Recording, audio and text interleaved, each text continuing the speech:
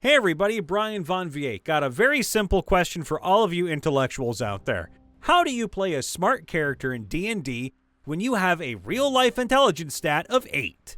This is also dedicated to my friend who rolled a 3 on her intelligence stat, so good job, Amber. I'm proud of you. Now, something I'm struggling with in a Spelljammer campaign I'm in is trying to actually play a smart character, even though I, in real life, am very stupid.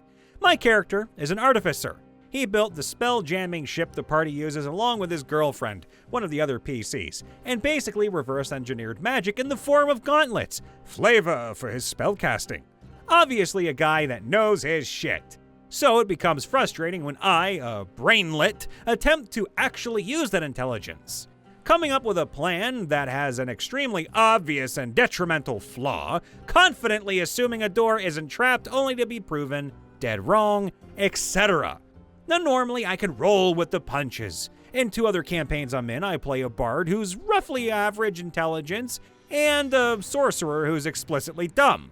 If I do something dumb, I have no issue saying, yeah, that's a mistake the character made and I can roll with it. But my artificer, all I can think about is how, if he was an actual, living, breathing person, he would not have made the same mistake. And I don't want to roll back on it every time it happens, so it comes off like, I don't know, the character is way dumber than he actually is. I don't know, what can I do about this? Maybe I shouldn't play smart characters? Alright, you can totally have intelligence and not be smart. You're running into a classic problem, though, in that you can't actually be smarter or dumber than you actually are. The game abstracts stuff like this all the time, though. For strength and charisma and skills, you can ask the DM if things can be done as skill checks instead of explicitly outlining all of your steps. So, I'm really strong. I want to lift the boulder out of my way. So I'm super charismatic. I want to give a rousing speech to the townsfolk so they move the boulder. I'm really smart. Can I devise a way to move the boulder? So, I'm like really wise. Do I even need to move this boulder? Sometimes very intelligent people can make very stupid mistakes. You can always play it off as though he's been focused on something else entirely. Maybe he was so busy planning 10 steps ahead that he forgot to take step 1. Or maybe, just maybe, he made an assumption about someone else's behavior because he failed to account for the fact that the other person isn't as intelligent as he is. Things go wrong all the time, and the reason isn't always a lack of intelligence. You obviously aren't playing solo. Just get the other players to help you with things like that. If a player points out an obvious flaw in a plan, that's not their character pointing it out. It's them pointing it out to you, and you being able to use that to influence what your character does. Here's a good one. Try asking more questions. Simple. If you just assume things about what you're given, you're more likely to be wrong. People who ask questions about things and find the answers often come off as more intelligent than people who confidently state things. This can be done out of character, so then your PC can take the info you've learned from your questions and confidently state things. Instead of just assuming that the door isn't trapped for some reason, ask the DM. Would my character be able to make an investigation check, or whatever fits, to deduce whether the door is trapped? My characters will sometimes, unintentionally, come off as more intelligent than they are because I ask a lot of questions, and I don't take a lot for granted or make a ton of assumptions. Now sometimes I will say to the DM, I assume that this is what's going on. But should I make a check to see if my character would put that together, or if they can tell there's something else going on here that I haven't thought of? An example would be the warlock I used to play who had 10 intelligence, and didn't have proficiency in any knowledge skills. I wouldn't say the guy playing the wizard was unintelligent IRL, but he didn't really participate much when he was out of combat, which out of combat problem solving is one thing wizards are really good for, so it was a bit frustrating sometimes. If we came upon a difficult puzzle or obstacle, he would often just ask a few questions and make a few suggestions.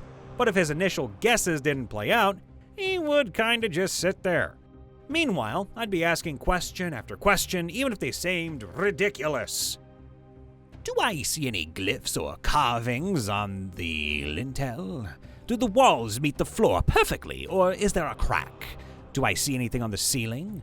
What if I get down on my hands and knees and look under the furniture? Do I see anything?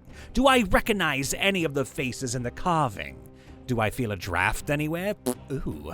Is there anything out of place directly across from the door? Etc., etc.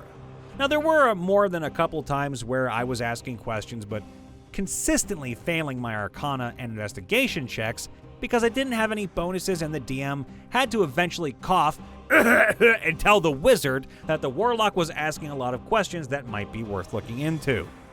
What I'm trying to explain is that if you don't ask questions, your character probably isn't going to come off as very smart. Not sure what to tell you about making plans. My method is more collaborative. I've never really tried to be a tactician and would probably be bad at it if I did. If I'm playing with someone who's more tactical, I will typically let them make the basic plan, then tweak it a little and make improvements, since I'm pretty good at finding flaws and weaknesses and focusing on details, but not as good as making the complex plans myself.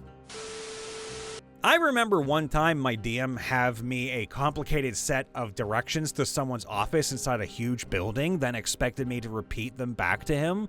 Went completely whiny. Matt, please! My wizard is smarter than me and didn't just smoke a bowl. Please don't do this to me, Matt.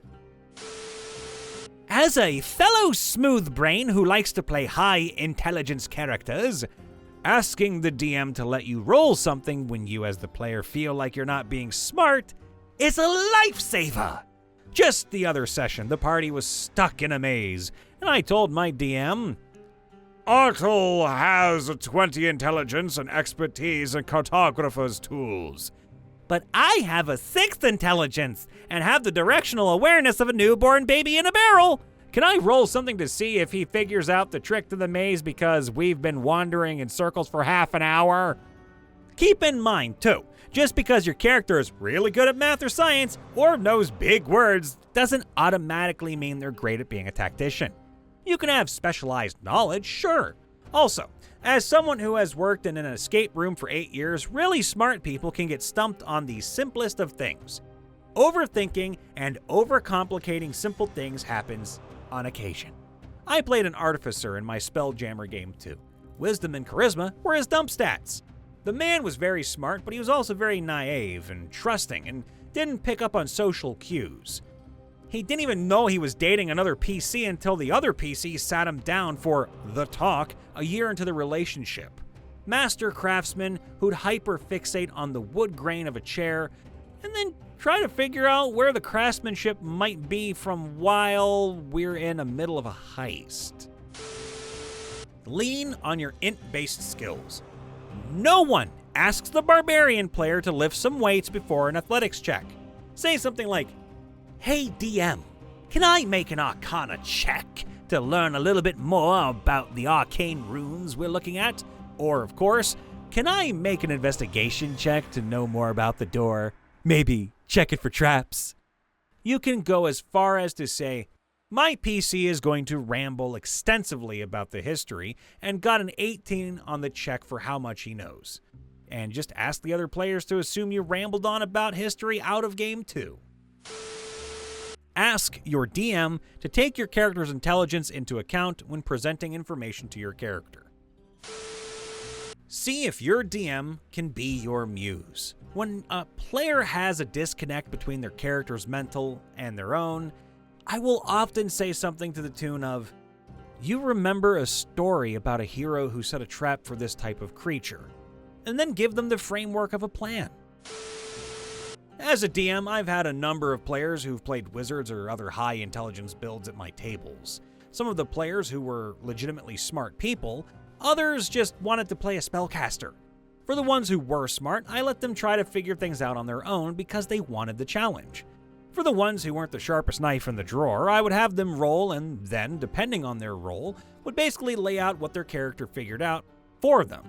Or in some cases where it was obvious they would know the information, I wouldn't even have them roll, I'd just straight up tell them what their character would know. I tend to run by a silent house rule for my 5th edition games. If a character has a +10 to a particular skill check modifier, I don't even make them roll for things related to that skill unless they're under duress, or unless they're dealing with something that's legitimately difficult. At a +10, you're pretty much an expert at your craft. The same goes for characters with 18s and 20s in an ability score. You're a monk with 20 dexterity and acrobatics expertise, and you want to run up the wall and do a backflip? Sure, makes sense to me, it succeeds. Now let's say you're a wizard with 20 intelligence, and you've been studying the ancient tomes of the Sun Elves for decades, and you want to translate the runes on the plaque on Sun Elf Temple. Okay, yeah, you're good, my guy. It's just going to take you an hour or so. There's no sense in making the game harder for your players to enjoy when they've built their characters to do a certain thing that they themselves might not be able to do in real life. Let the characters be characters. Do not overthink the role-playing. You have a high intelligence stat. Use it for rolling ability checks and casting spells and doing artificer things. Your character does not have to come up with the plans that you, the player, can't think up. Measuring intelligence in the real world is a slippery subject to bias. Don't drag it into a TTRPG if it's going to get in the way of your enjoyment of the game. I play characters with high dexterity, and I trip over my own feet more often than not. People can be incredibly smart and dumb at the same time. Well, I should know. I know a lot of really smart people. Assuming a door isn't trapped is a very smart people thing to do. If your character was a thief for a living, of course, they wouldn't make that mistake. But they are not. They are an engineer. Play off that. Anytime you make a mistake, have your character blunder about how this isn't their area of expertise. Anytime they have to do something that would be their area of expertise, like hacking a door or something, just roll a check and let the intelligence speak for you. I actually have a similar problem, but with high charisma characters. I can never figure out how to play them in a way that I actually imagine real-life high charisma people to be. Once I stopped thinking of them as high charisma characters and started thinking of them as just a character, they started to actually feel like characters who are good at intimidation and stuff. Also, yeah, what other people said. Your group is a team. Another player can help you come up with cool plans for your character to do, just like you might be able to help them in coming up with something cool to say.